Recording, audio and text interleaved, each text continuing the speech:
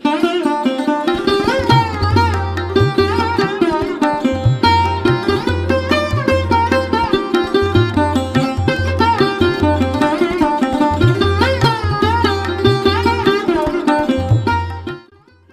धर्मातील सर्वात महत्त्वाचा आणि पवित्र महिना म्हणजेच श्रावण. याच श्रावणाच्या स्वागताची तयारी म्हणजे ही आषाढी अमावस्या. ह्याला दीप अमावस्या असं देखील म्हणतात. या दिवशी घरातील सर्व दिवे उजळवून त्यांची पूजा केली जाते आणि ह्याच दिव्यांसोबत बनवले जातात ते म्हणजे 5 गव्हाच्या पिठाचे दिवे. हे दिवे बनवण्यासाठी पीठ मळतानाच तुम्ही ह्यात गुळाचं पाणी टाकून पीठ मळू शकता किंवा साधं पीठ मळून नंतर त्यात तुपाची वात करून त्यामध्ये वरून गूळ टाकू शकता. मी इथे प्लेन गव्हाचं पीठ नेहमीसारखं आपलं भिजवून घेतलं म्हणजे दुसऱ्या दिवशी मला ऑफिसला जाताना चपातीसाठी तेच वापरता येईल. आणि त्याचे 5 गोळे काढून मी इथे दिवे बनवत आहे. हातावरच या गोळ्यांची वाटी बनवून मी त्याला 5 कळ्या काढून ह्यांना छान असा दिव्याचा आकार दिला आहे. श्रावण महिन्याचं स्वागत करण्यासाठी बरोबर ही अमावस्या आषाढ महिन्याच्या शेवटीच म्हणजे श्रावणाच्या 1 दिवस आधी येते. महाराष्ट्रात ह्याला गटारी अमावस्या असं देखील म्हणतात. ही अमावस्या साजरी करण्याची प्रत्येकच ठिकाणी थोडीफार वेगळी पद्धत आहे. असे हे छान 5 दिवे बनवल्यानंतर मी एका टोपामध्ये पाणी घेतलं आणि त्यावर चाळण ठेवली, कारण की हे दिवे असेच लावण्यापेक्षा ह्याला थोडं वाफवून घेतलेलं कधीही चांगलं. अगदी कोरडे छान हे दिवे आहेत, त्यामुळे वाफवून घेतल्यानंतर अजिबातच हे गिळगिळीत होत नाहीत. 10 ते 15 मिनटं आपण ह्यांना वाफवून घ्यायचं आहे. तोपर्यंत तुम्ही इथे बघू शकता मी छानपैकी दिवे मस्त धुवून त्यांना उजळवून घेतलं आहे. कुठलीही पूजा करायची म्हटलं की त्याची पूर्वतयारी खूप असते. इथेच मी विचार केला आहे डायनिंग टेबलवर ही पूजा मांडून घेईन छानपैकी.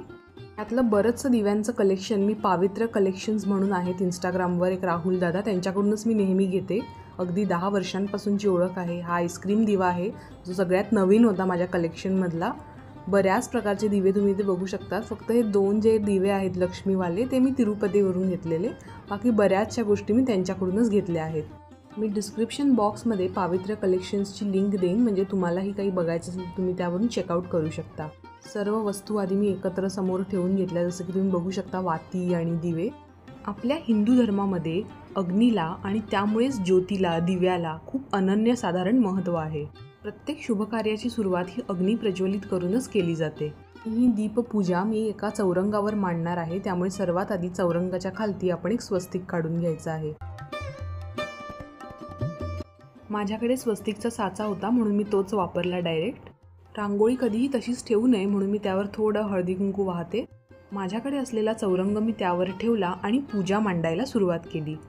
चौरंगाच्याच आकाराचं पण ॲक्च्युली थोडंसं मोठं असं लाल वस्त्र माझ्याकडे होतं, ते मी ॲडजस्ट करून बरोबर त्यावर नीट छान पसरवून घेतलं. कोणत्याही पूजेची सुरुवात जशी आपण गणपती बाप्पांपासून करतो तशीच इथे मी थोडेसे मुठभर तांदूळ घेतले, त्यावर हळदी कुंकू वाहिलं आणि गणपती बाप्पांची स्थापना त्यावर केली. थोडा समोरून मी तुम्हाला व्ह्यू दाखवते. गोड दिसत आहेत बाप्पा एकदम. बाप्पांची स्थापना केल्यानंतर एक एक दिवे मी तिथे ठेवत गेली. जसं मला सुचत गेलं तसं मी सजावट करत गेली. ह्या सजावटीचे काही असे विशेष नियम नाही आहेत, तुम्हाला जसं आवडेल तशी तुम्ही ही रचना करू शकता. सर्व दिवे मांडून झाल्यानंतर मी त्यावर हळदी कुंकू लावले.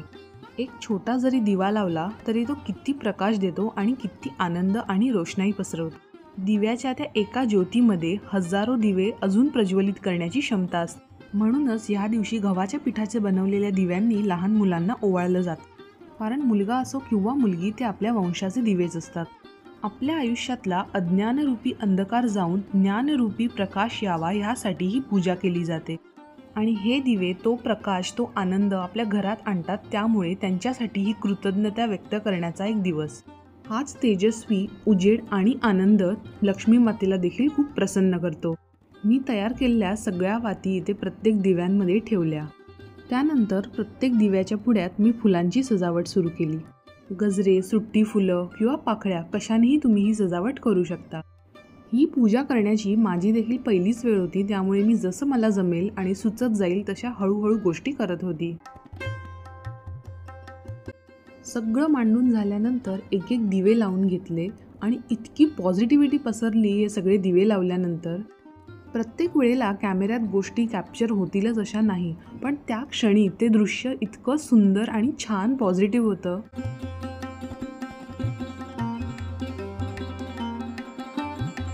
10 ते 15 मिनटं झाल्यानंतर हे दिवे मी बघितले तर छान मस्त उखडले गेले आणि अजिबात गिजगिजीत झाले नव्हते. दिवे थोडे थंड करून घेतले आणि त्यानंतर त्यामध्ये मी फुलवाती घालून घेतल्या. त्यानंतर या सगळ्या दिव्यांमध्ये मी एक चमचा तूप घालून घेतले. तुम्ही जर का पीठ मळतानाच गुळाच्या पाण्याने पीठ मळलं तर असं ह्या पद्धतीने वरतून गूळ पावडर टाकण्याची काहीच गरज नाही. पण मी तसं केलं नव्हतं, त्यामुळे मी वरून एक चमचा गूळ टाकला. छानपैकी ते गव्हाचे दिवे देखील मी मस्त पेटवून घेतले. आणि हो, चौरंगाभोवती देखील छान रांगोळी काढायची आहे. तो पार्ट शूट करायचा माझा राहून गेला. या दिव्यांनी आपल्या सगळ्या दिव्यांची पूजा करून घ्यायची आहे आणि प्रार्थना करायची आहे की सुख, शांती, समाधान, छान आरोग्य आणि लक्ष्मी माझ्या घरात कायम वास करू देत. त्याचबरोबर या दिव्यांमुळे पसरणारी रोषणाई व आनंद सदैव माझ्या घरात राहू देत. धूप तर माझा एकदम फेवरेट आहे, कारण की त्यामुळे ते एकदम वेगळी एक पॉझिटिव्हिटी पसरते. मी रोजच्या पूजेत देखील धूपाचा समावेश आवर्जून करते. माझा अवतार प्लीज इग्नोर करा आणि पूजा छान जवळून क्लोजअपमध्ये बघा. व्हिडिओ आवडला असेल तर व्हिडिओला लाईक नक्की करा.